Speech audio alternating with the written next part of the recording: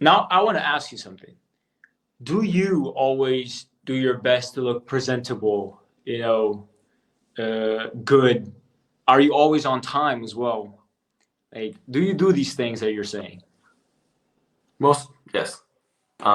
Especially, I think the on time thing is a very important thing for me. I've, man, held that up for a lot of years. I've been always known as the on time guy. Um, being to occasions on time and things like that. But obviously, like it's situational, right? There's things that happen in life, that sometimes delay you, and unforeseen circumstances can affect you, right? Like it's Yeah. impossible that every day of your life, 365 days a year, for all of your life, that you get up ready and get perfectly ready, right? Sometimes you forget something, But in general, yes, I do follow those rules. What about you? I would say yes.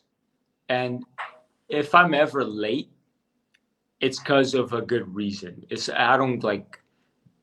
I don't make excuses as to why I'm late. I just am honest. Like let's say I finish practice, I have to come home, shower, eat, and then I have to go to class, and I'm late to class. Mm-hmm. When I go into class, I like as I enter, I tell the teacher, "Hey, look, I'm sorry I'm late, but I had to do all of these things before I came to class. I apologize that I'm late. I'm here now. That's work," and they accept it. Um, when let's say if I'm late for a lunch, I make sure to text, say Mm-hmm. what the reason is, and be like, "Oh, I'll be there in 15 minutes, 5 minutes, 10." But I feel like if you're ever late, you gotta have that respect to let the other person know why. You know, let's say if you and I plan to meet up, and you're 20 minutes late, and if you don't say anything, I'll just leave. To be honest, like if you don't tell me anything, I'll just like at this point, I might as well just well go home. I don't know if you're ever gonna get there. Yeah, But of course. these are important traits that I think that people should have in mind. And I don't think a lot, especially people our age, don't value that a lot. Yeah, and then those opportunities that you get, for example, you have to learn how to communicate, right? Communication is the second most important thing, right? Your first impressions, and that's how you communicate with, people. Obviously, not being, rude, not being, Yeah. being a presentable person, right? Not always using like foul words and things like that. Like in a professional line of work, right? In a professional circumstance where you're networking with important people, like that's not something that people attract people. You know what I mean? They're like, oh, Right. like this person, in this line of business, but it has this kind of vocabulary, right? Vocabulary is very important, right? In whatever line of work that you do, is knowing what you're speaking about, because it like people know when you're talking about something that you know about, right? They can Yeah. tell, like through his vocabulary, through his actions, through the way he presents himself, even the way you Yeah. stand, and all those things are very, very important, and people take notice of that. I agree with you. I would say that up there with being on time, looking presentable, communicating. I would say being respectful as well. And I agree with you. You said something like the way you speak. Like if you go meet someone and you say fuck a lot, bitch this, bitch that, people are not gonna like. Especially as a first impression, I would not like be looking forward to working with that person or to go into a project with that person, unless that person already has a big reputation and they're just like that. Then yes. But if it's Mm-hmm. just somebody I don't know and they just come in like that, I'm like no, you know. For me, if I my first impressions, I'm very polite, very respectful. I use good vocabulary, but like let's say I'm with my friends, yeah, sometimes I use some slang words, sometimes I use some vocab that I would not use when meeting a person of importance or making a first Mm-hmm. impression. But it's just normal. Like when you and I talk, we use different kinds of words and different things, and it's okay between us. But I guarantee you that if both of us go into a job interview, we're not going to use that kind of language. For sure. And even then, we're very polite towards each other. Well, we have that respect and things like that. And to be honest Mm-hmm. with you, I am personally trying to cut out any foul language that I use like on a daily basis because I want to transcend into a different level.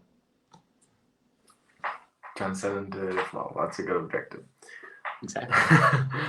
Now, also, I think another important thing when you're networking, right, is learning, listening and learning, right. Um, when you're in a meeting, in a work related social situation, for example, there's a lot of different entities, right? Of different ranks, different importance, right? And I think it's very important to take the seat of being being the person with less knowledge. You know what I mean? Yeah, Acting like you have less knowledge. Never be the one who comes out, and boasts and things like that. Listen first, right? See what these other people are about. Learn as much as you can, um, and you can learn a lot of valuable information like that. I think. I agree with you. Sometimes by being quiet, you end up being the smartest person in the room because by the end of the conversation, you know everything, you know? Yeah, And instead of trying to be a know it all and showing off that you know something or whatever, you might be wrong. If you're quiet and you hear other people, you can develop your own opinion. If it's about something you don't know, you'll be more informed. And like you say, like we have 2 ears and one mouth to listen double the amount of what we speak. So listening is good for self development and learning. I agree with you. We're I think geniuses, bro. I think listening is a skill too. Yeah, I agree Like with you. one thing is like hearing words, right, and understanding what they're saying, and one thing is it's just like, oh, I heard the guy's conversation, and 2 minutes later you forget it. You're driving, home, and you're like, oh, what did my boss say about that? I can't remember what he says. So also listening can be a skill. It's something you practice, paying attention to what they say, learning the key words, and understanding, right?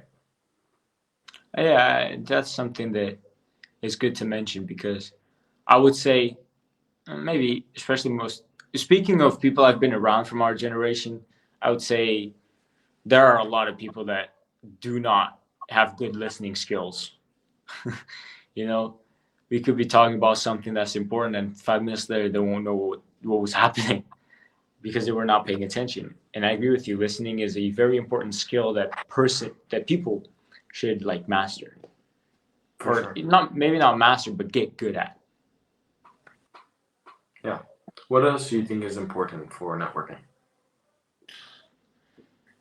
I would say not being dull, being Mm. being an interesting person, not trying to just come off super polite, super think because you end up being dull.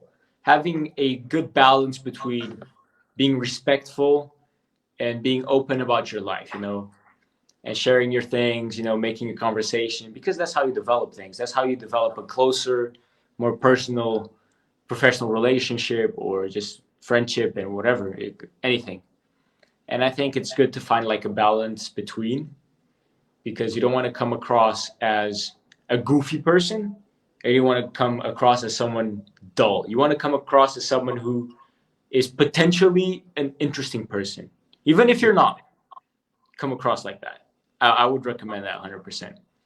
For sure, being And enthusiastic, being charismatic, being energetic, yeah, not speaking in a monotone voice, for example, are all like very subtle ways of communicating with people and things. Um, I was gonna say that also there's very important. There's a lack of emphasis, for example, on learning how to, for example, tell stories, for example. I think is really, really important. It's actually something I'm not very good at. It's something I'm trying to work at better, for example, because they say the currency or the way successful people communicate is through storytelling. They don't sit around and talk simplistically in simple terms.